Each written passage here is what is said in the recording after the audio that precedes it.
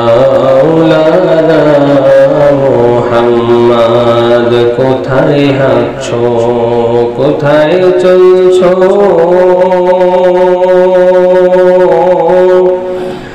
আরে কোথায় যাইবা চলিয়া?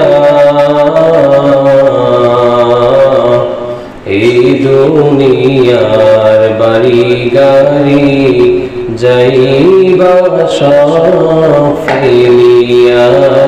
আল্লাহুম্মা সাল্লি আলা মাওলানা মুহাম্মদ ওয়া আলা আলি মাওলানা মুহাম্মদ। মাটির বাড়ি মাটির ঘর, আরে মাটি হবে বিছানা। ডাইনে মাটি বামে মাটি, এই মাটি হবে ঠিকানা। আল্লাহুম্মা সাল্লি আলা মাওলানা মুহাম্মদ ওয়া আলা আলি সাইয়্যিদিনা মুহাম্মদ। আল্লাহুম্মা সাল্লি আলা সাইয়্যিদিনা মাওলানা মুহাম্মদ ওয়া আলা আলি সাইয়্যিদিনা মাওলানা মুহাম্মদ। বালাগাল উলা বিকামালিহি কাশাফাদ দুজা বিজামালিহি حسنت جميع خصاله صلوا عليه وآله سلموا يا قوم بل صلوا على صدر الأمين مصطفى ما جاء إلا رحمة للعالمين। আল্লাহ তাআলা আমাদেরকে আজকের এই পবিত্র জুমার দিনে দুনিয়ার সমস্ত কাজ থেকে ফারেগ হয়ে তার পবিত্র ঘর মসজিদে আসার এবং বসার কিছু তৌফিক দান করেছেন। এজন্য সকলেই মালিকের দরবারে অন্তরস্থল থেকে শুকরিয়া আদায় করি, আলহামদুলিল্লাহ। আমি খুতবার মধ্যে কোরআন কারীমের একটি প্রসিদ্ধ সূরা সূরাতুল ইনসানের একটি আয়াতে কারিমা তেলাওয়াত করেছি। সময়ের সংক্ষিপ্ত পরিসরে উক্ত আয়াতের উপরে কিঞ্চিত আলোকপাত করার প্রয়াস চালাবো। ওমা তাওফীকি ইল্লা বিল্লাহ। আল্লাহ তাআলা কোরআন কারীমের মধ্যে 114টি সূরা নাযিল করেছেন। কখনো কখনো বিশেষ প্রয়োজনে সম্পূর্ণ সূরা একসাথে নাযিল করেছেন, কখনো এক আয়াত, কখনো কয়েক আয়াত একসাথে বিভিন্ন প্রয়োজনে বিভিন্ন সময় আল্লাহ তাআলা মানুষের জন্য নাযিল করেছেন। আল্লাহ তাআলা শুধু যে আমাদেরকে কোরআন দিয়েছেন এমনটা নয়, আমাদের পূর্বে বহু নবী রাসূল আল্লাহ তাআলা পাঠিয়েছেন, তাদেরকেও আল্লাহ তাআলা আসমানি কিতাব দিয়েছেন। প্রায় 24,000, কোন কোন বর্ণনায় আসছে 1,24,000 পয়গম্বর আল্লাহ তাআলা মানুষের কাছে পাঠিয়েছেন। এনাদের মধ্যে কেউ ছিলেন নবী, কেউ ছিলেন রাসূল। আমরা একসাথে বলি নবী রাসূল, কিন্তু নবী আর রাসূলের মধ্যে পার্থক্য রয়েছে। যিনি রাসূল তিনি নবীও, কিন্তু যিনি নবী তিনি রাসূল নন। নবী কে আর রাসূল কে? রাসূল হচ্ছেন যার উপরে আল্লাহ তাআলার পক্ষ থেকে নতুন শরীয়ত, নতুন আইন, হুকুম, আহকাম, কিতাব যার উপর নাযিল হয়। তিনি যখন দুনিয়া থেকে চলে যান, লম্বা একটা সময় পর দুনিয়াতে কোনো নবী নেই, কোনো রাসূল নেই, মানুষগুলো ধীরে ধীরে আবার পথভ্রষ্টের মধ্যে, আবারও মানুষগুলো গুনাহের মধ্যে মানুষ লিপ্ত হওয়া শুরু হয়। আল্লাহ তাআলা আবার একজন পয়গম্বর পাঠান। যেই পয়গম্বর এখন আসলো তিনি এসে যদি তার আগে যেই পয়গম্বর ছিলেন তার হুকুম আহকাম তার কিতাবাদি অনুযায়ী মানুষকে ডাকতে থাকে তিনি হলেন নবী। আর যদি নতুন নিয়ম, নতুন আহকাম, নতুন শরীয়ত নাজিল করেন, তাহলে তিনি হচ্ছেন রাসূল। ঠিক তেমনি সর্বশেষ আমাদের নবী জনাব মুহাম্মদ রাসূলুল্লাহ সাল্লাল্লাহু আলাইহি ওয়াসাল্লাম দুনিয়া আসলেন। তাকে এমন এক কিতাব, এমন এক ঐশী গ্রন্থ আল্লাহ তাআলা দিলেন। এরপরে আসমানি গ্রন্থ আসার যে সিস্টেম, ওহী আসার যে ধারাবাহিকতা, সেটা বন্ধ হয়ে গেছে। আর কোন সময় ওহী আসবে না। আল্লাহ তাআলা এই কোরআন কারীমের মধ্যে অনেক সূরা নাযিল করেছেন। তার মধ্যে কিছু সূরা আছে মানুষের নামে, কিছু সূরা আছে নবীদের নামে, কিছু সূরা আছে কোন প্রাণীর নামে। যেমন আল্লাহ তাআলা পিপীলিকার নামে সূরা নাযিল করেছেন, সূরাতুন নামল। এইভাবে আল্লাহ তাআলা বিভিন্ন নামে, বিভিন্ন সময়, বিভিন্ন জিনিসের উপর আল্লাহ তাআলা সূরা নাযিল করেছেন। ঠিক তেমনি আজকে যে আয়াতে কারিমা তেলাওয়াত করেছি, সূরাতুল ইনসান, অর্থ হচ্ছে মানুষ। এক একটা সূরার নাম নির্ধারণ হয় সূরার সমস্ত বিষয়বস্তুর উপরে নির্ধারণ করে, অথবা সূরার নাম নির্ধারণ হয় সূরার প্রথম যে শব্দের উপর ডিপেন্ড করে, অথবা এমন হয় যে ওই সূরার মধ্যে এমন কোনো শব্দই নেই, কিন্তু আল্লাহ তাআলা আলাদা কোনো একটা কারণে ওই সূরার নামকরণ করেন। সূরাতুল ইনসান, সূরা ইনসানের নাম হচ্ছে মানুষ। আল্লাহ তাআলা এই কোরআন কারীমের মধ্যে সূরা ইনসানের প্রথম আয়াতে বলেন, হাল আতা আলাল ইনসানি হিনুম মিনাদ দাহরি লাম ইয়াকুন শাইআম মাযকুরা। মানুষগুলো ভুলে যায় না যেন, মানুষগুলো যেন মনে রাখে, স্মরণে রাখে, এই মানুষগুলো এক সময় উল্লেখ করার মতো কিছুই ছিল না। মানুষগুলোকে কেউ চিনত না। এই মানুষকে জিরো থেকে আমি আল্লাহ তাআলা তাকে পরিচয় দান করেছি। যাদের বয়স 30, একটু কল্পনা করেন, আজ থেকে 35 বছর আগে আপনি বলতে পৃথিবীতে কিছুই ছিল না, আপনার নামও ছিল না, নিশানাও ছিল না। আল্লাহ তাআলা আপনাকে দুনিয়ায় পাঠালেন অনেক প্রসেসিং এর মাধ্যমে। মুফাসসিরিন ইকরাম বলেন, আল্লাহ তাআলা বলেন, হাল আতা আলাল ইনসান, মানুষকে পৃথিবীতে কেউ চিনতো না, মানুষের কোনো অস্তিত্ব ছিল না। এই মানুষকে আমি অস্তিত্ব দান করেছি। এই ইনসান শব্দের অর্থ মানুষ। আবার কোন কোন মুফাসসিরিন ইকরাম বলেন, ইনসান শব্দ দ্বারা আল্লাহ তাআলা আদম আলাইহিস সালামকে বুঝিয়েছেন। সাইয়্যিদনা আদমকে আল্লাহ তাআলা যখন বানানোর নিয়ত করলেন, আমি মানুষ বানাবো, দুনিয়ার মধ্যে আমি আমার প্রতিনিধি পাঠাবো, খলিফা পাঠাবো। ফেরেশতারা বলে, আল্লাহ আমরাই তো আপনার ইবাদত করি, আমরাই তো আপনার ইবাদত করি। ফেরেশতারা কত ইবাদত করে বলে, এক একটা ফেরেশতাকে আল্লাহ তাআলা যেই কাজে বানাইছেন, সেই ফেরেশতা অনবরত সেই কাজই করতেছে। যাকে আল্লাহ তাআলা রূপ দেওয়ার জন্য বানাইছে, সে হাজার হাজার বছর যাবত রূপতেই পড়ে আছে। আল্লাহ তাআলা যাকে বানাইলেন সিজদার জন্য, কোটি কোটি বছর সিজদায় পড়ে আছে। খাওয়া নাই, দাওয়া নাই, ঘুম নাই, দুনিয়ার কোনো ব্যস্ততা, আখিরাতের কোনো ব্যস্ততা, কোনো কিছুই নাই। ফেরেশতারা বলেন, আল্লাহ কি ইবাদতের দরকার, আমরাই তো আপনার ইবাদত করি। এই মানুষগুলো বানাইবেন, এরা পৃথিবীতে গিয়ে রক্তপাত করবে, মারামারি, হানাহানি, কাটাকাটি করবে। আল্লাহ তাআলা তখন বলেন, ও ফেরেশতারা, আমি যা জানি তোমরা তা জানো না। এই বলে ফেরেশতাদের মুখ আল্লাহ তাআলা বন্ধ করে দিলেন। আল্লাহ তাআলা আদম আলাইহিস সালামকে বানাবেন, বানানোর জন্য যখন মাটি নিলেন, মাটি নেওয়ার পর দেখেন মাটি শুকনো, শুকনো মাটি দিয়ে কিন্তু ডাইস বানানো যায় না। আল্লাহ তাআলা এই শুকনো মাটিকে 40 বছর যাবত রেখে দিলেন। রেখে দিয়ে আল্লাহ বৃষ্টিকে হুকুম করলেন, আসমান থেকে 40 বছর এক নাগারে বৃষ্টি পড়ো। 40 বছর এক নাগারে মাটির উপরে বৃষ্টি হয়ে মাটিটা এখন হয়ে গেল কাদা মাটি।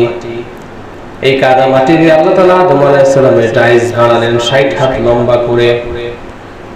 এরপরে এখন মাটিটা নরম। আল্লাহ তাআলা আবার 40 বছর সূর্যকে হুকুম দিলেন, ও সূর্য 40 বছর এই আদমের মাটির কায়ার উপরে, মূর্তির উপরে তুমি তাপ দাও। 40 বছর যাবত আদমের মাটির উপরে, কায়ার উপরে আল্লাহ তাআলা যখন সূর্যের মাধ্যমে তাপ দিলেন, এবার মাটির মূর্তিটা এখন আর ভিজা নাই, এখন হয়ে গেছে শুকনো, টং টং করে। এই মোট 120 বছর। এই 120 বছর সম্পর্কে আল্লাহ বললেন, এখনো রূহ দেওয়া হয় নাই। এই 120 বছর আদম তোমাকে কেউ চিনতো না, তোমার কোনো নামগন্ধ নিশানা ছিল না। এজন্য আল্লাহ বললেন হাল আতা আলাল ইনসানি হিনুম মিনাদ দাহরি লাম ইয়াকুন শাইআম মাযকুরা। মানুষের জীবনে একটা সময় অতিবাহিত হয়ে গিয়েছে, উল্লেখ করার মতো কিছুই ছিল না। আমরা যারা আদম আলাইহিস সালাম ছাড়া যত মানুষ, আমরাও যখন আমাদের মায়ের পেটে যাব, মায়ের পেটে 40 দিন পর্যন্ত আমরা ছিলাম নুতফা। আমাদেরকে কেউ চিন্তা না, আমরা ছিলাম এক ফোঁটা বীর্যের অণু। এক ফোঁটা বীর্য না, এক ফোঁটা বীর্যের মধ্যে 20 কোটি শুক্রাণু থাকে। এই 20 কোটির মধ্যে একটা অণু ছিলাম আপনি আর আমি। এইখান থেকে 40 বছর পর আল্লাহ তাআলা আমাদেরকে আস্তে আস্তে রক্তখণ্ডে জড়ো করলেন। এর 40 বছর পর আবার আস্তে আস্তে দেহ অবয়ব দিলেন। এই 120 দিন পরে আল্লাহ তাআলা রূহ ফেরেশতাকে ডাক দিয়ে বলেন, যাও এবার রূহ ফুঁকে দিয়ে আসো। মায়ের পেটে যখন আমাদের বয়স 1 মাস 10 দিন, না 120 দিন। এই 120 দিন পরে আমাদের পেটের মধ্যে ফেরেশতা এসে রূহ ফুঁকে দিয়ে যায়। ওই যে আমাদের ধপ ধপ ধপ ধপ শুরু হলো, হার্টবিট শুরু হলো, আজও চলতেছে। এই হার্টবিট যতদিন আছে আপনারা আমি বেঁচে আছি, হার্টবিট শেষ আপনারা আমার ফুটানিও শেষ। আল্লাহ তাআলা বললেন তোমাকে কেউ চিনতো না, তোমাকে আমি আল্লাহ পরিচয় দান করেছি, অস্তিত্ব দান করেছি। শুধু তাই না, এরপরে তোমার উপর আমি হুকুম আহকাম নাযিল করে দিয়েছি। ইন্না খালাকানাল ইনসানা মিন নুতফাতিন আমশাজ নাবতালিহি ফাজআলনাহু সামিআন বাসীরা। আল্লাহ আমাদেরকে পরিচয় দিলেন, মানুষ হিসাবে বানাইলেন। মানুষ বানানোর পর আমাদের জন্য হুকুম দিয়ে দিয়েছেন, নিয়ম কানুন দিয়েছেন, জীবন বিধান দিয়ে দিয়েছেন। এই জীবন বিধান মেতে যদি চলি আমরা, আল্লাহ তাআলা আমাদের জন্য জান্নাতের মতো নাজ নিয়ামত রেখেছেন। আর যদি আল্লাহ তাআলার হুকুম না মেনে চলি, আল্লাহ তাআলা বলেন তাদের জন্য রেখেছি কঠিন আযাব। আল্লাহ তাআলা জাহান্নাম যখন বানাইলেন, জাহান্নামের আগুনকে আল্লাহ তাআলা বলেন, ও আগুন তুমি 40,000 বছর পর্যন্ত তাপ খাও, তাপ খাও। ফেরেশতাদের গিয়ে বলেন আরো তাপ বাড়াও। জাহান্নামের আগুন প্রথমে একদম লাল টকটকে হয়ে গেল 40,000 বছর তাপ দেওয়ার পরে। আল্লাহ বললেন দেখেন আল্লাহ এই হলো জাহান্নামের আগুন। আল্লাহ বললেন না না এই তাপে হবে না, আরো তাপ বাড়াও। আবার 40,000 বছর আল্লাহ তাআলার আদেশে জাহান্নামের তাপ বাড়ানো হলো। এই জাহান্নামের আগুন এবার লাল আগুন থেকে একদম নীলে পরিণত হয়ে গেল। আল্লাহ তাআলার কাছে নিয়ে বলেন আল্লাহ এই যে জাহান্নামের তাপ বাড়াইলাম, আল্লাহ বলেন না না এই আগুনেও হবে না, আগুনের তাপ আরো বেশি বাড়াও। আরো 40,000 বছর আগুনকে তাপ করতে করতে জাহান্নামের আগুন একদম ফকফকে ধবধবে সাদা হয়ে গেল। ফেরেশতারা বলেন আল্লাহ এত আগুনের তাপ কি জন্য? আল্লাহ বলেন দুনিয়াতে মানুষকে আমি কত নিয়ামত দিলাম, একটু চাইয়া দেখো। ওদের বাড়ির যে বাছুরটা রয়েছে, ছোট্ট বাছুর, গরুর দুধটাই ওর খাবার। ওই গরুর বাছুরটাকে আলাদা করে বাঁধা রেখা ওই গরুর দুধটা ওই মানুষগুলো নিয়ে খাইলো। আমি আল্লাহ হারাম করি নাই, বললাম খা, বাছুরকে দিলাম না, তোদেরকে খাওয়াইলাম। পুকুরের মাছ, আসমানের বৃষ্টি, সূর্যের আলো, জমিনের ফসল, এই সব কিছু মানুষের জন্য বানাইলাম। মানুষ আমারটা খাইলো, আমারটা করলো, কিন্তু আমি আল্লাহ তাআলা একটু শুকরিয়া আদায় করলো না। নিশ্চয়ই লাইন শাকারতুম লাযীদান্নাকুম ওয়া লাইন কাফারতুম ইন্না আযাবী লাশাদীদ। যারা আমি আল্লাহ তাআলার শুকরিয়া আদায় করবে, আমি আল্লাহ তাআলার শুকরিয়া যারা আদায় করবে এদেরকে আমি নিয়ামত বাড়ায় দিব। আর যারা আমি আল্লাহর শুকরিয়া আদায় করবে না এদেরকে আমি কঠিন আযাব দিয়ে ধ্বংস করে দিব। ইন্না আযাবী লাশাদীদ, নিশ্চয়ই আমি আল্লাহর আযাব বড় কঠিন। তো আল্লাহ তাআলা এই সূরা ইনসান দিয়ে আমাদেরকে একটা মেসেজ দিলেন, আমাদেরকে বুঝাইলেন যে একটা সময় তোমাকে কেউ চিনতো না। তুমি বলতে পৃথিবীতে কোনো অস্তিত্ব ছিল না, শূন্য ছিল, তোমার জায়গাটা জিরো ছিল। তুমি তোমাকে জিরো থেকে আমি আল্লাহ হিরো বানিয়েছি। খবরদার আমি আল্লাহ থেকে নাফরমানি করিও না। বিশ্বনবী যখন কোরআনের আয়াতগুলো নিয়ে আসলেন, একের পর এক সূরা যখন আসে কাফেররা শুনে শুনে বিস্মিত হয়ে যায়, কাফেররা শুনে শুনে ইসলামে দলে দলে যোগদান করে। কাফেরদের যে লিডাররা ছিল এরা একটা মশওয়ারায় বসলো যে এই যে এত সুন্দর সুন্দর আবৃত্তিগুলো মুহাম্মদ করে, এত সুন্দর সুন্দর তেলাওয়াতগুলো মুহাম্মদ করে, এটার পিছনে আসলে মুহাম্মদ কি সত্যিই নবী? চলো আমরা ইহুদিদের যারা পণ্ডিত আছে এদের কাছে আমরা যাই। ইহুদিদের পণ্ডিতের কাছে গিয়ে বললেন, আমাদের এলাকায় মুহাম্মদ নামে একজন আছেন, তিনি তো কোরআন তেলাওয়াত যখন করে আমরা ঘরে থাকতে পারি না, রাতের বেলা আমরা লুকায় লুকায় তার বাড়ির পাশে গিয়ে তেলাওয়াত শুনি। বলে কি রকম? তোমরা নিজেরা চুক্তি করো যে তোমরা কেউ যাবে না, যে যাবে তার শাস্তি হবে। ওকে ঠিক আছে, যে যাবে মুহাম্মাদের তেলাওয়াত শুনতে রাতের বেলা লুকায় লুকায় তার গ্রামের মধ্যে চুল কেটে পুরো গ্রাম ঘোরানো হবে। এই ওয়াদায় সবাই ওয়াদাবদ্ধ হলো। এবার রাতের বেলা যখন মুহাম্মদ সাল্লাল্লাহু আলাইহি ওয়াসাল্লাম নামাজে দাঁড়িয়ে তেলাওয়াত শুরু করলেন, আবু জাহেলের এখন তেলাওয়াত শোনার কি বলে এটাকে, যারা টিভি সিরিয়াল দেখে যে সমস্ত মহিলারা দেখবেন ৯টার সময় সিরিয়াল শুরু হবে, ৮টার পরে তার ভিতরে টেনশন শুরু হয়ে যায়, এই রে পারবে সময় বেশি বেশি নাই। তো যখন মুহাম্মদ সাল্লাল্লাহু আলাইহি ওয়াসাল্লামের নামাজে তেলাওয়াতের সময় শুরু হয়ে যাচ্ছে, আবু জাহেল আর ঘরে থাকতে পারে না, তেলাওয়াতের আকর্ষণটাকে টানা শুরু করছে। সে চিন্তা করলো সবাইকে যেমনি ভাবে ধমকি দিয়ে দিছি, আজকে আর কেউ শুনতে আসবে না তেলাওয়াত, আজকে আমি একা একা যাই। এবার আন্দিহুন দিয়ে আবু জাহেল গেছে তেলাওয়াত শুনতে, বাড়ির এক কোনায় দাঁড়ায় তেলাওয়াত শুনতেছে। আবু জাহেল যে চিন্তা করছে, উতবা সাইবা অন্যান্য কাফেররা একই চিন্তা করছে যে আজকে যে ধমকি দেওয়া হয়েছে, চুল কেটে নেড়া করে পুরো গ্রাম ঘোরানো হবে, কেউ আসবে না, আমি একা যাই। যেই চিন্তা সেই কাজ, সবাই আসলে ঘরের কোনায় দাঁড়ায় যখন তেলাওয়াত শুনতেছে, তেলাওয়াত শোনা যখন শেষ, যাওয়ার রাস্তা করে একটা, ফিরে যাওয়া, সব যখন রাস্তার মধ্যে ফিরে যাচ্ছে, একটা লাগে একটা বাড়ি, কিরে তুই এলি কে? তুই এলি কে? আমি আসছি, আজকে থেকে আর আসবো না, আবার ওয়াদা করে, আবার ওয়াদা করে। এইভাবে সবাই ওয়াদা করে, কিন্তু প্রতিদিনই তেলাওয়াত যখন শুরু হয়ে যায়, শুনে ঝংকার তুলে যখন নবীজি নামাজে তেলাওয়াত করে, এই তেলাওয়াত শোনার জন্য চলে আসে। এরপরে এরা কাফেরের কাছে আবার গেল, ইহুদিদের লিডারের কাছে।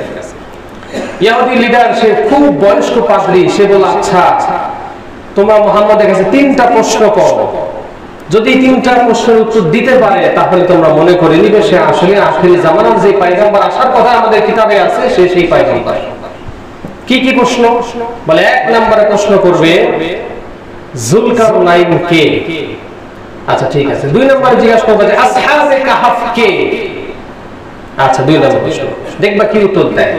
3 নম্বরে জিজ্ঞাসা করবে রূহ কি জিনিস? রূহ যদি সে সত্যিকারের নবী হয়ে থাকে সেটা উত্তর দিতে পারবে। এবার তারা তো খুব পুষ্পাস নিয়ে গেল মুহাম্মদ সাল্লাল্লাহু আলাইহি ওয়াসাল্লাম দরবারে। যাওয়ার পরে বলতেছে, হ্যাঁ মুহাম্মদ, তুমি যদি সত্যিকারের নবী হয়ে থাকো তুমি আমাদেরকে বলো যুলকারনাইন সম্পর্কে কি জানো? যুলকারনাইন কে? 1 নম্বর প্রশ্ন। আর প্রশ্ন আছে, জানো আমাদেরকে বলো আসহাবে কাহাফ যে গুহাবাসী আছে তারা কারা, তারা কে? 2 নম্বর প্রশ্ন। 3 নম্বর প্রশ্ন, আমাদেরকে বলো রূহ কি জিনিস? নবীজি নিজে থেকে তো কিছু বলে না, কারণ মুহাম্মদ হারগিজ না গুস্তা কানা গুস্তা জিব্রাইল, জিব্রাইল হারগিজ না গুস্তা কানা গুস্তা রব্বুল জালিল। আল্লাহ তাআলা বলেন আমার মুহাম্মদ কখনো ততক্ষণ পর্যন্ত কোনো কথা বলে না যতক্ষণ না জিব্রাইল তার কাছে কোনো ওহী নিয়ে যায়, আর জিব্রাইল ততক্ষণ পর্যন্ত কোনো কথা বলে না যতক্ষণ আমি রব্বুল আলামিন কোনো কথা তাকে জানাই।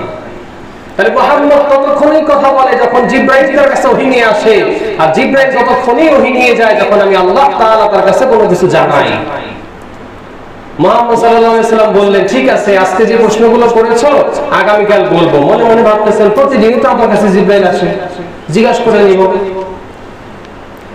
কিন্তু বিশ্বনবী ইনশাআল্লাহ বলতে ভুলে গেলেন। পরদিন কাফেররা আবার আসলো, কোথায় মুহাম্মদ আমাদের উত্তর বলো, কিন্তু জিব্রাইল তো আসে নাই। মুহাম্মদ সাল্লাল্লাহু আলাইহি ওয়াসাল্লাম চুপ করে বসে আছেন।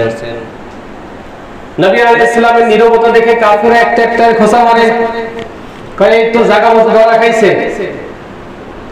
মুহাম্মদ সাল্লাল্লাহু আলাইহি ওয়াসাল্লাম বলেন, তোমরা আগামী আগামীকাল তোমাদের উত্তর দিয়ে দিব। পরদিন আবার আসে, কিন্তু ইনশাআল্লাহ বলেন এই নবীজি। পরদিন একই অবস্থা, নবী আলাইহিস সালাম পেরেশান হয়ে গেলেন। কাফেররা আবু বকরের খোঁচা মারে, অন্যান্য যারা সাহাবীরা তাদেরকে খোঁচা মারে, কি ব্যাপার, কার অনুসরণ করতেছো, দেখো আমরা জায়গা মতো ধরে ফেলেছি। প্রশ্ন করেছি, প্রশ্নের উত্তর নাই। এইদিকে নবী আলাইহিস সালাম এমন লজ্জায় পড়ে গেলেন, জিবরাইল আসে না, উত্তর দিতে পারে না।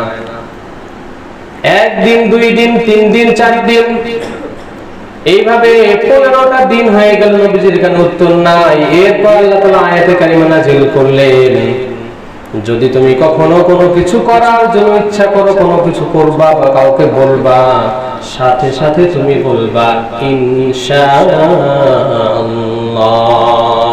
ওয়ালা তাকুলান্না লিশাইইন ইন্নী ফাইলু যালিকা গাদা ইল্লা আন ইয়াশাআল্লাহ। ততক্ষণ পর্যন্ত তুমি কিছু বলবে না, ততক্ষণ পর্যন্ত কোনো কিছু ওয়াদা কাউকে দিবে না। ওয়ালা তাকুলান্না লিশাইইন ইন্নী ফাইলু যালিকা গাদা ইল্লা আন ইয়াশাআল্লাহ। যখন বলবা আল্লাহ যদি চান, ইনশাআল্লাহ, তখনই তুমি কাউকে কোনো কিছুর জন্য বলবা। এরপর আল্লাহ তাআলা আয়াত নাযিল করে দিলেন, যাও যাও কাফেরদের উত্তর দিয়ে দাও। কাফেররা তোমাকে প্রশ্ন করেছে, ওয়ায়াসালুনাকা আন যিল কারনাইনি কুল সাতলু আলাইকুম মিনহু যিকরা। কাফেররা তোমাকে প্রশ্ন করেছে যুলকারনাইনকে, ও নবী আপনি কাফেরদের বলে দেন যুলকারনাইন হলো এমন ব্যক্তি, ইয়াজুজ মাজুজকে প্রাচীর দিয়ে বেষ্টন করে রাখা ব্যক্তি। ও নবী আপনার কাছে প্রশ্ন করেছে রূহ কি জিনিস, আপনি বলে দেন। ওয়ায়াসআলুনাকা আনির রূহি কুলির রূহু রাব্বি আমা আউতিতুম মিনাল ইলমি ইল্লা কালিলা। ও নবী, রূহ হলো আল্লাহ তাআলার পক্ষ থেকে একটা আদেশ, একটা হুকুম, একটা ফুক। এই যে আমাদের ভিতর রূহটা থাকে, এটা আল্লাহ তাআলার হুকুম। আল্লাহ বলবেন বেরিয়ে যাও, রূহ বেরিয়ে যাবে, আমাদের দাম শেষ, আমরা মৃত। এরপরে বললেন যে বলতো কুফাবাসীকে, গুহাবাসী যারা ছিল, আল্লাহ তাআলা একটা পুরো সূরা 2-3 পৃষ্ঠা নাযিল করে দিলেন, আলহামদুলিল্লাহিল্লাযী আনজালা আলা আবদিহিল কিতাবা ওয়া লাম ইয়াজআল লাহু ইওয়াজা قيما لينذر بأسا شديدا من لدنه ويبشر المؤمنين الذين يعملون الصالحات أن لهم أجرا حسنا إلى آخر الآية। সূরা কাহফ আল্লাহ তাআলা নাযিল করলেন গোয়াবাসী সম্পর্কে। গোয়াবাসী কারা? গোয়াবাসী হলো আল্লাহ তাআলার পক্ষে ঈমান আনয়নকারী 7 জন ব্যক্তি। যে 7 জন ব্যক্তি যে এলাকায় বাস করতেন, ওই এলাকার বাদশা ছিল খারাপ, বাদশা ছিল মূর্তি পূজারী। ওই এলাকায় যদি কেউ আল্লাহ তাআলার ইবাদত করত, আল্লাহ তাআলাকে আল্লাহ বলে মানত, নবীর ইবাদত নবীকে যদি নবী বলে মানত, আল্লাহ তাআলার ইবাদত যদি নবীর দেখানো পথে করত, এক কথায় যারা ঈমান আনত এদেরকে তারা পাথর মেরে হত্যা করে ফেলত। এই 7 জন ব্যক্তি শুধু একমাত্র ছিল যারা আল্লাহ তাআলার উপর ঈমান আনত। এরপরে এদেরকে ডেকে আনলো বাদশা, এই কে ঈমান আনছে? বলে 7 জন ব্যক্তি। ধরে নিয়ে আসো এদেরকে। এই 7 জনকে ধরে নিয়ে আসা হয়েছে। আনার পরে বলে, তোমরা নাকি ঈমান আনছো আল্লাহর উপরে? আমি তো জানি আমার এই পুরো এরিয়ার মধ্যে সবাই মাটি দিয়ে পাথর দিয়ে মূর্তি বানায়, এটাকে আল্লাহ মানে, তুমি আল্লাহকে আবার কি আল্লাহ মানো? বলে আমরা আল্লাহকে আল্লাহ মানি, এই মাটির পুতুল মূর্তিটাকে আমরা সৃষ্টিকর্তা মানি না। আমরা বিশ্বনবী জনাবে মুহাম্মদ রাসূলুল্লাহ সাল্লাল্লাহু আলাইহি ওয়াসাল্লামকে নবী মানি, এছাড়া আর কাউকে আমরা নেতা মানি না। এবার বাদশা বললেন, তুমি কি জানো কার সামনে দাঁড়িয়ে কি বলতেছো? বলে, হ্যাঁ জানি, আমরা আল্লাহ ছাড়া কাউকে ভয় পাই না। এবার বললেন, যুবক মানুষ, রক্ত গরম, তাই না? তোমাদেরকে 3 দিন সময় দিলাম, 3 দিন পরে আবার তোমাদেরকে ডেকে পাঠাবো। 3 দিন পরেও যদি একই কথা বলো, তোমাদেরকে প্রকাশ্যে পাথর মেরে তোমাদেরকে মৃত্যুদণ্ড দেওয়া হবে। এবার এরা চলে গেল। 7 জন বন্ধু মিলে আলাপ আলোচনা করলো কি করা যায়। 7 জন চিন্তা করলো, যত ঝড় আসুক, তুফান আসুক, যাই আসুক, ঈমান ছাড়া যাবে না, আমরা এখান থেকে চলে যাই। এবার এই 7 জন রাতের আধারে এখান থেকে রওনা দিল।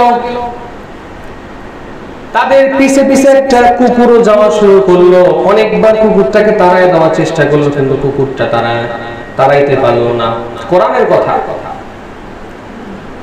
অবশেষে সংক্ষেপে বললাম, অবশেষে একটা গুহার ভিতরে গিয়ে তারা আশ্রয় নিল। গুহার ভিতরে যখন তারা ঘুমালো, একদিন আর 2 দিন না, 3 দিন না, 4 দিন না, 1 মাস 2 মাস 2-3 বছর না, টানা 304 বছর তারা ওই গুহার ভিতরে ঘুমালো। এর হিকমত আছে একটা। এই 7 জন চিন্তা করছিল, আল্লাহ একটা দোয়া আমাদের কবুল করেন। এই যে আজকে আমাদেরকে মৃত্যুর ভয় দেখাইলো, হয়তো বা মারাও যেতে পারি এই বাদশার হাতে, তবে আল্লাহ আমাদের ইচ্ছা, আমাদের তামান্না, এই দেশটার মধ্যে যদি এমন হইতো যে সব মানুষগুলো মুসলমান হয়ে যেত, এই মাটির মূর্তির পূজা, এই পাথরের পূজা, অগ্নি পূজা কেউ করতো না, এই দেশটা যদি মুসলমানের দেশ হয়ে যেত, এই দেশের শাসনকর্তা যিনি তিনি যদি মুসলমান হয়ে যেতেন, এটা আমাদের ইচ্ছা, আমরা দেখতে পারতাম। আল্লাহ তাআলা এই দোয়া কবুল করলেন। এই জন্য এদেরকে 309 বছর ঘুম পাড়াইলেন। এরপরে একজন ঘুম থেকে উঠলো, ওঠার পরে বলতেছে, আমরা মনে আজকে লম্বা সময় ঘুমাইলাম, তাই না? আরেকজন ডাক দিয়ে উঠাইছে, সে লম্বা সময় এই দিনের কিছু অংশ ঘুমাইছি। আরেকজন বলে, না আমরা অনেকক্ষণ ঘুমাইছি, অন্ধকার তো বুঝতে পারি নাই, টের পাই নাই। এবার একজন কয়, আচ্ছা ক্ষুধা লাগছে তো অনেক, খাবার দাবার কি আছে একটু নিয়ে আসো। না, বাহিরে বাদশার লোকজন আছে, গেলেই আমাদেরকে ধরবে। একটা কাজ করে, চাদর মুড়ি দিয়া লুকায় লুকায় যাও, খাবার দাওয়া তো লাগবে, বাদশা যদি না মারে ক্ষুধায় আমরা নিয়ে যাবো, অনেক ক্ষুধা লাগছে, যাও। পকেটের মধ্যে কিছু টাকা ছিল, দিয়ে দিছে। আচ্ছা বলেন তো, টাকাগুলোকে আজকে না 309 বছর আগের টাকা? এই টাকাগুলো নিয়ে এখন যখন বাজারে গেছে, বাজারে যখন টাকা দিছে, এই লোকটা টাকা দিয়ে করে কি দিছে এগুলা? এই যে দেখেন না, আমাদের কয়েক বছর আগের টাকাই তো এখন চেঞ্জ হয়ে গেছে অলরেডি। 309 বছর আগের টাকা। এবার দোকানদার বলতেছে, কি নিয়ে এগুলো কি দিছেন? এখনকার টাকা দেন। কইলো তো এখনকার টাকা, সকালবেলা বাজার করছি, বাজারে যা ব্যাগ দিছে এই টাকাই তো আপনাকে দিলাম। মাথাটা খারাপ হয়ে গেছে না আপনি? কি বলেন সকালে বাজার করছেন এই টাকা দিয়া? এই টাকা তো আমি জীবনে দেখিও নাই, জাদুঘরে ওই টাকা আছে কিনা সন্দেহ। এই লাগছে তর্কাতর্কি। এবার এই লোক চিন্তা করলো, যে দোকানদার সে চিন্তা করলো, মনে হয় লোকটা কোনো গুপ্ত ধনের সন্ধান পাইছে। গুপ্তধন বোঝেন না আপনারা? অনেকে আগের ব্যাংক ব্যালেন্স ছিল না, মাটির নিচে কলস ভর্তি সম্পদ গুছিয়ে লুকিয়ে রাখতো। এরকম অনেকে মাটি খুঁড়তে গিয়ে, অনেকে বাড়ি করতে গিয়ে অনেক সময় এই আগে গেলে যারা লুকিয়ে রাখতো সম্পদগুলো পায়। তা উনি সন্দেহ করতেছে কোনো গুপ্তধনের সন্ধান হয়তো বা এই লোক পাইছে, এরে ধরে নিয়ে বাদশার কাছে নিয়ে গেছে। বাদশার কাছে যাওয়ার পরে বাদশা কয় একটা, এক কয় আরেকটা, কেউ কারোটা বিশ্বাস করে না। অবশেষে বাদশা বলল, ঠিক আছে, তোমরা যে বলতেছো তোমরা ওখানে 7 জন লোক আছো, ঘুমাইতেছো, চলো আমরা গিয়ে সরাসরি সেখানে দেখবো আসলেই সত্য কিনা। এই কিছু লোক যাও ওখানে গিয়ে দেখে আসো সরাসরি। বাদশা কিছু সৈন্য পাঠাইলেন, এই সৈন্য সহ তারা সেই গুহার ভিতরে গেল। যাই ওই সৈন্য যে গুহার ভিতরে গেছে, সৈন্যরাও কথা বলতে বলতে তারাও ঘুমিয়ে গেছে। এরপরে বাদশা সবাই গেল, যাওয়ার পরে দেখে এই অবস্থা, জান আছে কিন্তু ঘুমাচ্ছে। এরপরে বাদশা সেখানে একটা মসজিদ কায়েম করছে, এখন আছে সেই জায়গাটা তুরস্কে, অনেকেই গেছেন হয়তো ঘুরতে। যাই হোক, আল্লাহ তাআলার জন্য তারা এইভাবে নিজেদেরকে মৃত্যুর মুখোমুখি গিয়েও তারা বলছে যে আমাদের ঈমান আমরা কোনো মতেই ছাড়তে রাজি না, আমাদের জীবন চলে গেল। আল্লাহ তাআলা তাদের নামে কোরআনে সূরা নাযিল করে দিলেন। ওই যে কাফিররা জিজ্ঞাসা করছিল, বলো তো আসহাবে কাহফ কারা? এই হচ্ছে সেই আসহাবে কাহফের দলিল। যখন সবগুলো দলিল দিয়ে দিল, এবার কাফিররা চিন্তা করলো, মুহাম্মদ তো কখনো কারো কাছে শিক্ষা গ্রহণ করে নাই, কেউ তার শিক্ষক না। মুহাম্মদ তো কখনো তাওরাত পড়ে নাই, জাবুর পড়ে নাই, ইনজিল পড়ে নাই। মুহাম্মদ তো পড়তে জানে না। মুহাম্মদ তো এই মক্কা মদিনার বাহিরেও কখনো যায় না লেখাপড়ার জন্য। এইগুলো কোথা থেকে জানলো? সম্পূর্ণ ঘটনা যখন ইহুদির কাছে বর্ণনা করলো, ইহুদি তার দলবল নিয়ে, হ্যাঁ এই তো সেই পয়গম্বর, যেই পয়গম্বরের কথা আমাদের তাওরাতে আছে, আমাদের জাবুরে আছে, ইনজিলে আছে, এই পয়গম্বরকে আমরা পেয়ে গেছি আমাদের হায়াতের দশায়। অতএব আর দেরি করা যাবে না, চলো সবাই ওই এলাকার সমস্ত ইহুদি, খ্রিস্টান, বেঈমান ইহুদি নাসারা সব মুহাম্মদ সাল্লাল্লাহু আলাইহি ওয়াসাল্লামের হাতে এসে হাত থেকে কালেমা পড়ে মুসলমান হয়ে গিয়েছে। তো আল্লাহ তাআলা কখন কাকে কিভাবে হেদায়েত করেন বলা যায় না। আজকে আমি নামাজ পড়তেছি, আমি রোজা রাখতেছি, আমি ইবাদত করতেছি, আরেকজন করতেছে না, তাই বলে তাকে ঘৃণা করা যাবে না, আর নিজের বড় মনে করা যাবে না। হ্যাঁ আমি তো নামাজি ব্যক্তি, সেই নামাজ পড়ি, নামাজ পড়তে পড়তে পায়ে দাগ করা ফেলছি, নামাজ পড়তে পড়তে আমার কপালে দাগ পড়ে গেছে, আর এই লোক তো সারাদিন বাহিরে ঘুরে টুই টুই করে নামাজ পড়ে না। না, যে নামাজ পড়ে না, হতে পারে একটা সময় এমন আসবে এই লোকটা এত ইবাদতকারী হবে, আহা তোমার চাইতেও দামি হয়ে যাবে আল্লাহর কাছে। এক ডাকাত ছিল, ডাকাত, এটা বলেই শেষ করবো। ডাকাত 99টা খুন করছে, বুখারী শরীফের কথা। 99টা খুন করার পরে তার মনে হইলো কি করলাম জীবনে, 99টা হত্যা করে ফেলছি, আমার সাথে খারাপ আর কে আছে। তবে এখন কি করা উচিত? তওবা করে ফিরে আসা উচিত। এই চিন্তা করে সেই ডাকাত ওই এলাকার যে পাদ্রী ছিল, পাদ্রীর কাছে গেছে, যাই বলছে আমি তো 99টা হত্যা করছি, আমার জন্য কি কোনো ফাঁক ফোকর আছে মাফ পাওয়ার? পাদ্রীকে ইন্না লিল্লাহ, কি কয় 99 হত্যা করছে, যাও এখান থেকে, খুনি কোথাকার। এবার তো ডাকাত হয়ে গেল, মাথা গরম, আমি খুনি না, খারাপ তাহলে সেঞ্চুরিটা করতে বাকিরা খুনলে তোর দিয়ে সেঞ্চুরিটা করতেছি, খারাপ পাদ্রী দিয়ে সেঞ্চুরি করে ফেলছে, 100টা হয়ে গেল। এবার তারপর তার ভিতরে সেই চিন্তা যে কি কই, খুনি জীবন নিয়ে কি করবো, আমার তো ভালো হওয়া উচিত, মরতে তো হবে, কিন্তু এই যার কাছে যে সে তো আমার খুনি বলে অবহেলা করে। পরে একজন খোঁজ দিল যে ওই গ্রামে একটা ইমাম সাহেব আছে মুসলমান, তার কাছে যাও, সে তোমাকে ভালো দিক নির্দেশনা দিতে পারবে। সে তার গ্রামের সবকিছু ফেলে, সবকিছু অস্ত্র টস্ত্র সব মাটির নিচে পুঁতে সে চিন্তা করলো ওই ইমাম সাহেবের কাছে যাবো, তার হাত রেখে তওবা করে মুসলমান হয়ে সারা জীবনের জন্য ভালো হয়ে যাবো, এই দেশকে আমি ছেড়ে দিলাম। যা, এই দেশে যে দেখবে সেই আমার উল্টা পাল্টা কথা বলবে, আমার মাথা গরম হয়ে যাবে, তখন 100 থেকে আরো 1টা 2টা করে আরো হত্যা বাড়তেই থাকবে। এমন কোথায় যাবো যেখানে আমাকে কেউ চিনে না। এই নিয়তে সে সব কিছু ফেলে রওনা দিল ওই ইমাম সাহেবের বাড়িতে। পথিমধ্যে মালাকুল মউত আজরাইল আলাইহিস সালাম হাজির, তার মৃত্যু হয়ে গেল রাস্তার মধ্যে। এবার তার এই লাশ মারা গেছে, যে তার এই রূহ নেওয়ার জন্য 2 দল ফেরেশতা আসলো, জান্নাতি ফেরেশতা, জাহান্নামী ফেরেশতা। জাহান্নামী ফেরেশতা এসে বলতেছে ও 100টা খুন করছে, ও তো জাহান্নাম ছাড়া কোনো উপায় নেই, রূহ আমরা নিয়ে যাব। জান্নাতের ফেরেশতা বলতেছে তওবা করার জন্য, সব বাদ দিয়ে তওবা করার জন্য উদ্দেশ্যে রওনা হয়েছে, রূহ আমরা নিয়ে যাব। লাগছে 2 ফেরেশতার মধ্যে ঝগড়া। এবার আল্লাহ তাআলার কাছে গেছে অভিযোগ নিয়ে, আল্লাহ এই কাহিনী, রূহ কারা নেবে? আল্লাহ বলেন ফেরেশতারা তোমরা জমিন মাপো, দেখো এই ডাকাতের যেই বাড়ি, তার বাড়ি থেকে ইমাম সাহেবের বাড়ি এই দিকে বেশি নিকটে না এই দিকে বেশি নিকটে? এবার জমিন যখন মাপতে গেছে, আল্লাহ তাআলা দেখতেছেন যে এই ডাকাতের বাড়ি থেকে ইমাম সাহেবের বাড়ি দূরে, তার বাড়ি নিকটে, অর্থাৎ এখনো বেশি দূর যাইতে পারে নাই। আল্লাহ তাআলা জমিনে হুকুম দিলেন, ও জমিন আমার এই বান্দার জন্য ইমাম সাহেবের বাড়ি নিকটে হয়ে যাও, তার বাড়ি দূরে হয়ে যাও। এবার ফেরেশতারা মাপা শুরু করছে, মাপার পরে দেখে ইমাম সাহেবের বাড়ি তার বাড়ির চাইতে বেশি দূরে, আর ইমাম সাহেবের বাড়ি তার কাছে বেশি নিকটে। আল্লাহ তাআলার হুকুমে ফেরেশতারা ওই জান্নাতের ফেরেশতাদের রূহ নিয়ে চলে গেছে। তো তওবার মতো তওবা যদি করতে পারে, দিলের মধ্যে যদি ইখলাস থাকে, আল্লাহ তাআলা একদিন না একদিন আপনাকে সঠিক পথের দিশা দিবেনই। আজকে যুব সমাজের কি অবস্থা, সেই আজকে গতকাল একটা কনফারেন্সে ছিলাম আমি, সেখান থেকে এখানে আসছি। মাদক কিভাবে নির্মূল করা যায়, সন্ত্রাস কিভাবে নির্মূল করা যায়, কিশোর গ্যাং এগুলো কিভাবে নির্মূল করা যায়, এই নিয়ে একটা সভা ছিল। তো সবাই গুরুত্বপূর্ণ আলোচনাগুলো করছে যে আসলে মাদক সমাজের ভিতরে যেইভাবে ছড়াচ্ছে, যেই যুব সমাজ খালেদ বিন ওয়ালিদ হওয়ার কথা ছিল, যেই যুব সমাজকে তারিক বিন যায়েদ হওয়ার কথা ছিল, যেই যুব সমাজকে সালাউদ্দিন আইয়ুবী হওয়ার কথা ছিল, সেই যুব সমাজ আজকে নেশা করতে করতে করতে তার নিজেরই হুঁশ নাই, সে দেশের মানুষের কথা কি চিন্তা করবে। এই যুব সমাজকেই তো দেশের হাল ধরতে হবে, এই যুব সমাজকেই তো পার্লামেন্টে বসতে হবে, এই যুব সমাজকেই তো বিচারের চেয়ারে বসতে হবে। তাদের সেই খোঁজ নাই, তারা মাদক গ্রহণ করতে করতে করতে একটা পর্যায়ে জীবন শেষ। এটা একদিন 2 দিনে হয় না, এটার পিছনে বিশাল একটা চক্রান্ত আছে। মুসলমানদের যুব সমাজকে কিভাবে ধ্বংস করা যায়, এখন কয়টা দিকে আপনি হাত দিবেন? মাদক, মোবাইলটা একটা মাদকে পরিণত হয়েছে। এখন শুধুই সেবন করে মাদক, এটাই এখন মাদক না। যুব সমাজের হাতে হাতে মোবাইল, গেমস, এটা মাদকের চেয়ে বেশি খারাপ। আমাদের বাচ্চারা একটু কান্না করলেই, কোন একটা বায়না ধরলেই আমরা বাবা মা বলি যাও এবার পরীক্ষা পাস করলে তোমার মোবাইল কিনে দিব, এইটা করলে মোবাইল কিনে দিব, ওইটা করলে শেষ। এই মোবাইলটা আপনার জীবন ধ্বংসের অন্যতম একটা কারণ। সারাটা দিন মোবাইলের মধ্যে এই গেমস, ইন্টারনেট এগুলো নিয়ে পড়ে আছে, ধ্বংস হয়ে যাচ্ছে নিজের ছেলে নিজের মেয়ে, কোনো খবর নাই। কোথায় ছিল আমাদের মুসলমান যুবকেরা? ভারতবর্ষে একটা নারীর সাথে একটা কিছু হিন্দু যুবকেরা টিটকারিমূলক আচরণ করছে, রাস্তায় টিটকারি করছে। মোহাম্মদ বিন কাসেম ইয়ামান থেকে সব যুবকেরা চলে আসছে ভারতবর্ষে।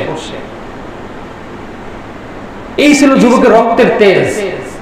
আর আজকে আমাদের মা বোনদেরকে ভারতবর্ষে ট্রেনের ভিতরে শিলনোড়াহানি করা হয়, তাদেরকে জোর করে ধরে বলা হয় বল জয় শ্রীরাম, বল জয় শ্রীরাম। তাদের বোরকাটাকে খুলে ফেলা হয়, রং মেখে দেওয়া হয় তাদের গায়ে হাত দিয়ে। আমাদের যুবকদের খবরও নাই। এই ছিল আমাদের যুবকের ইতিহাস। জানে না তো কি ছিল মোহাম্মদ বিন কাসেম, সালাউদ্দিন আইয়ুবী, খালিদ বিন ওয়ালিদ, হযরত ওমর, 17 জন নিয়ে পুরো ভারত দখল করে ফেলছিল মুসলমান, পুরো ভারতবর্ষ জয় করেছিল। এই যে স্পেন, আহা, এই স্পেন মুসলমানদের ছিল। এই যে ফ্রান্স মুসলমানদের ছিল, রাশিয়া মুসলমানদের ছিল, ইতালি মুসলমানদের ছিল।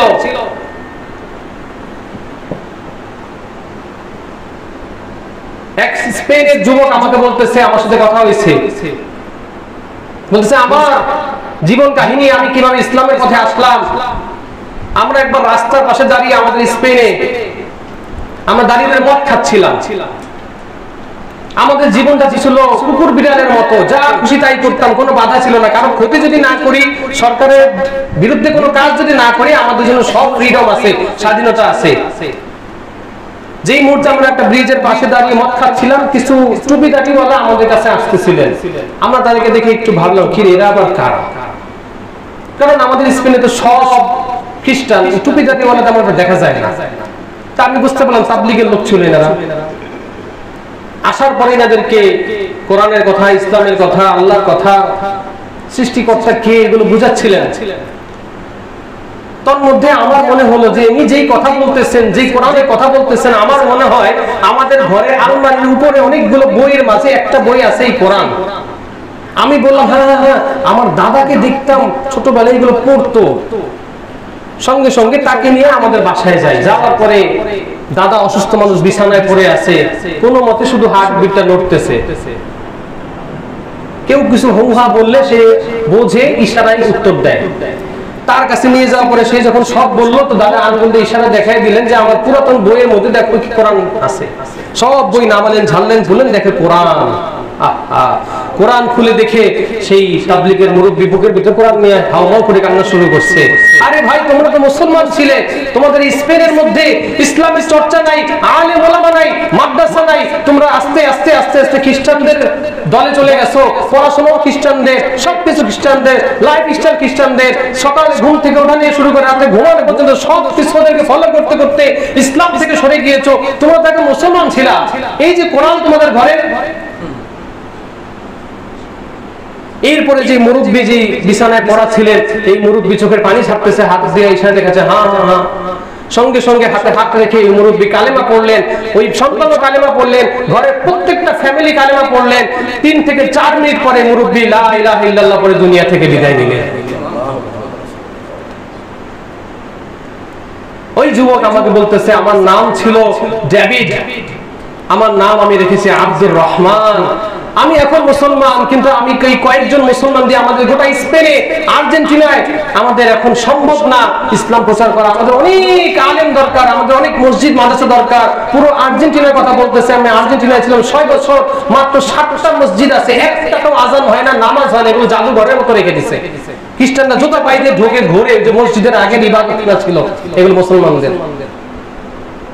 যে আমাদের, উনি বলতেছে আমাদের মেসিকে নিয়ে গোটা বিশ্ব, মুসলিম বিশ্ব খুব গর্ব করে আমাদের মেসিকে নিয়ে। ওই পা নিয়ে ফুটবল খেলা নিয়ে আমরা গর্ব করি না। আমাদেরকে 5 জন আলেম দেন প্রয়োজন, আমাদের মেসিকে নিয়ে যান। যদি আমার সম্ভব হতো আমি মেসিকে দিয়ে দিতাম, 10 জন 5 জন আলেম আমরা নিতাম। আমাদের আলেমের বড় অভাব, হাফেজের বড় অভাব। আমাদের এই মুসলমান দেশ, মানুষ কোরআন পড়তে জানে না, জানেও না যে 100টা মুসলমান ছিল। এই অবস্থা হযরত ওমরের জামানায় অর্ধ পৃথিবী মুসলমান ছিল। মুয়াবিয়ার জামানায় অর্ধেকেরও বেশি, প্রায় 75% পৃথিবী মুসলমানদের অধীনে ছিল, মুসলমান ছিল।